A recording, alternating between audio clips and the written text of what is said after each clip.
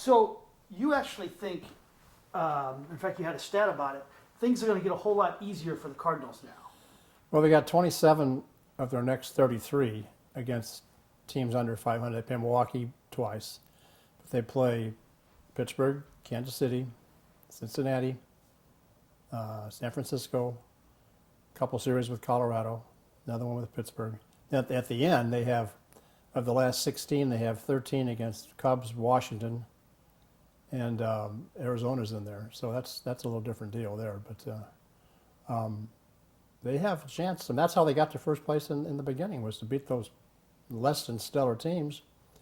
There's no reason why they can't beat them again, because they're better than the teams they're playing now. They were not as good as Oakland and the Dodgers, and we saw that. Yeah, so it's not like in college basketball where you get more for beating a better team. Strength schedule's not really. Yeah, I mean, everybody's going to play the same schedule eventually, and here the Cubs go on the road now for 9 games. And yes, they're playing at Cincinnati and some places, in Pittsburgh, and I think maybe New York or someplace, but the Cubs are the second worst road team in the league.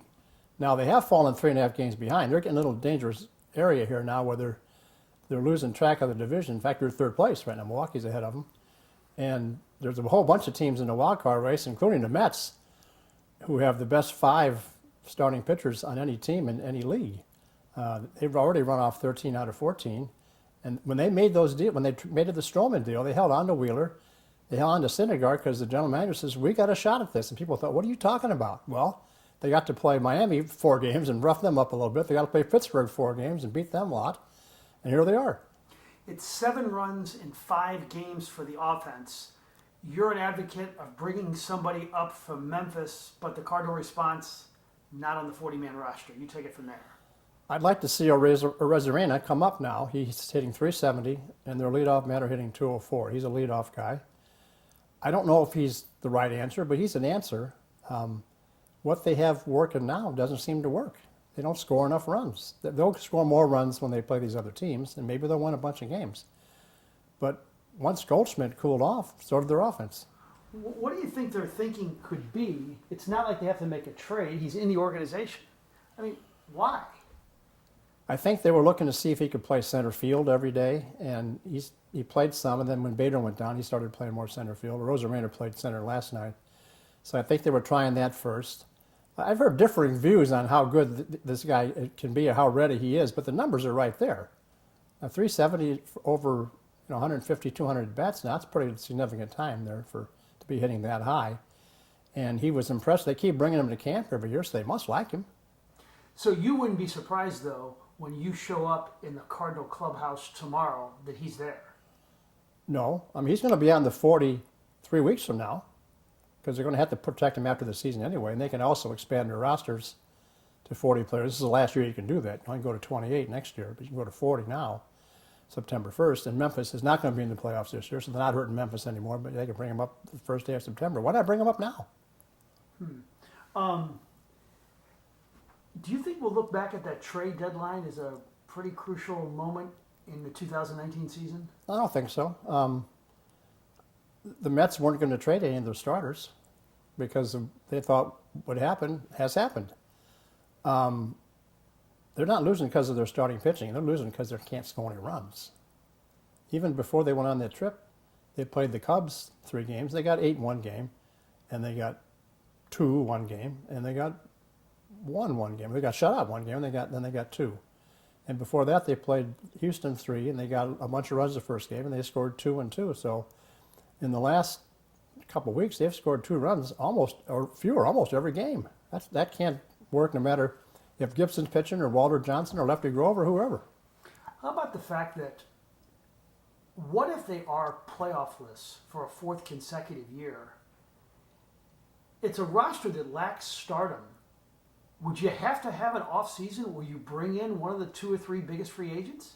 You have to have a starting pitcher brought in of some consequence.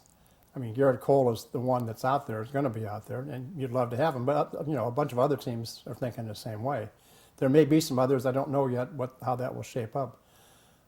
They have to have another hitter, but maybe Ozuna is that hitter you're not counting on for next year.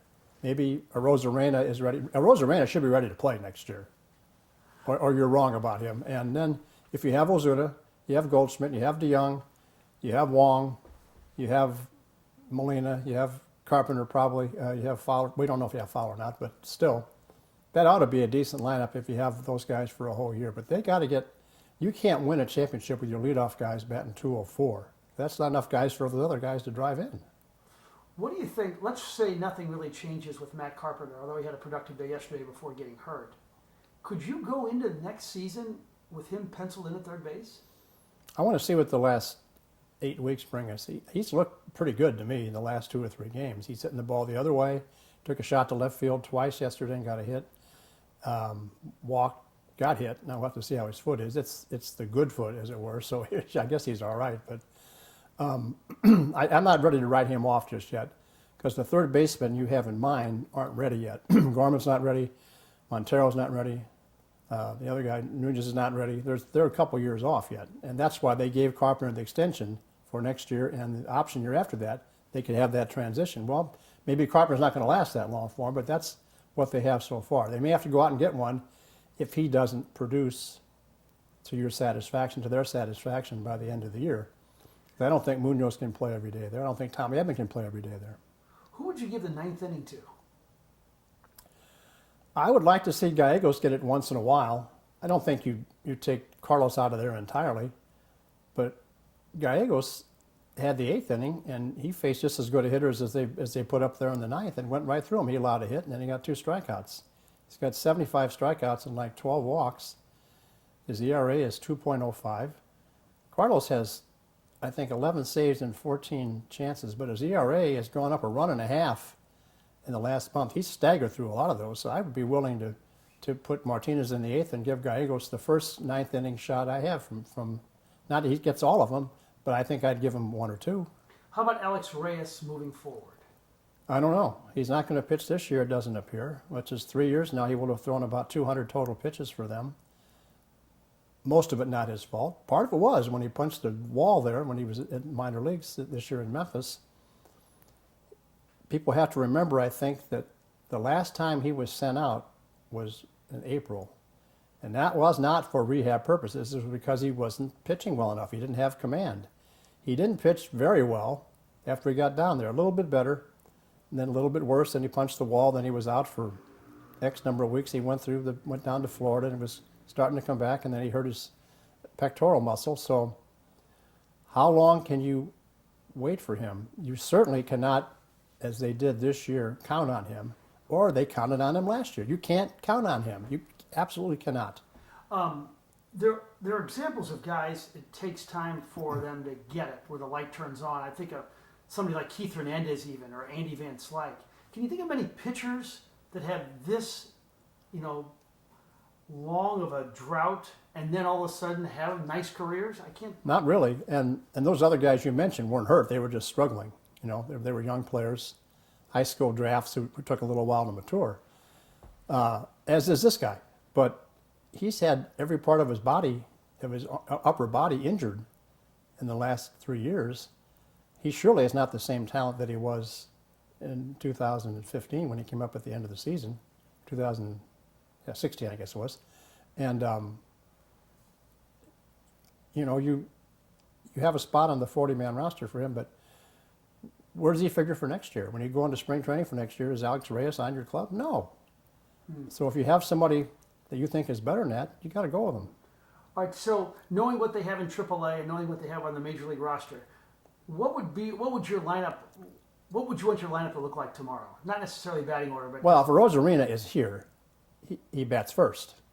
And then I think Carpenter is hitting well enough to hit second. Now I have Goldschmidt, Ozuna, DeYoung, Fowler, Wong, 6, 7, one or the other, and the catcher, Molina will not be catching yet tomorrow, 8th. And then the pitcher is Hudson. If Rosarina is not here, Fowler's done okay the last couple of days at leadoff. He's had 3 hits in 2 games. I guess you leave him there. But is this lineup working? You got Monday and Wednesday, they got blanked by Dodger rookies who just barely came up. It's one thing to get shut out by Kershaw or held down on Tuesday as he was, but you didn't see Walker Buehler. Rue was hurt. Maeda didn't pitch. They pitched 2 kids, one of whom they sent out after the game Monday, and you got 1 or no runs off them. What about a critique of manager Schilt. What are you seeing there? I like him. I like the way he protects his players. He's always encouraging. It comes down to the record ultimately, and for the 2 years he's been here, I think he's still one win shy of 100. He's 99 in like 31, 20, like 70 something or 80 something, but he's still one win shy of 100 wins. He's had them in contention both years, but the proof is in the pudding. If they don't make the playoffs this year, that's 2 years in a row under his tutelage. They will not have made the playoffs. And do you think too that they are overachieving? Are they right where they should be, or underachieving when you look at this roster? Well, there's two answers to that. One is that they're right where they should be as far as how they play. They don't deserve to be any better than 58 and 55. That's what they played. If you go individual by individual, offensively, way underachieving. Colton Wong is hitting 268, I think, stealing bags, playing great in the field. He's been by far their best player as far as what you might have expected. Fowler, a little better, but I expect a little bit more. Goldschmidt, I expected more. Ozuna, I expected more. He got hurt, but he was coming to that. DeYoung, I've expected a lot more. Carpenter, not even close. And Bader, not even close. That's your offense. And pitching-wise, Gallegos has been much better than we thought. Gant, somewhat better than we thought. And Hudson, I think, somewhat better than we thought. But after that, you got 4 guys, maybe out of 25, who have achieved or overachieved. So underachieved of what you thought they had, but how they played, they're exactly where they should be. They deserve to be where they are. What about a critique of the front office and their work and the pressure they may be under right now? Oh, they're under pressure.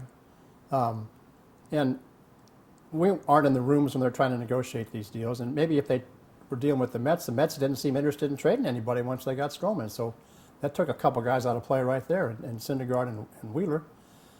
They weren't really in the Greinke sweepstakes. They didn't have that kind of prospects, that many prospects, or didn't want to spend $53 million either. So I think they're under the gun right now. Now, the fact they didn't make a deal last week does not bother me as much as the guys that they have not playing any better than they have. When this season started, most of us thought this is a good to potentially really good ball club. And now it's not either. It's just slightly above average. So this is on the players as much as anybody else, because we thought they had enough. Now the pitching injuries have kind of had a domino effect where you didn't ever have Gomber, for instance. Your pitching depth was gone this year. You had Hicks get hurt 2 months into the year, which was a bad one. And Martinez went to take his place and has done a pretty good job. But you'd rather have Martinez starting and Hicks still with you in the bullpen, and Gomber still being available. So they've had all kinds of trouble with that. The offense, other than Molina being out for so long and Ozuna and Carpenter being out, they missed them a lot in those months. But they played teams they could beat while those guys were out. They had enough to beat those teams, Pittsburgh, Cincinnati, other clubs. Now those guys are starting to come back, and they're still not as good as the clubs they've been playing. Oakland and the Dodgers, they're not as good.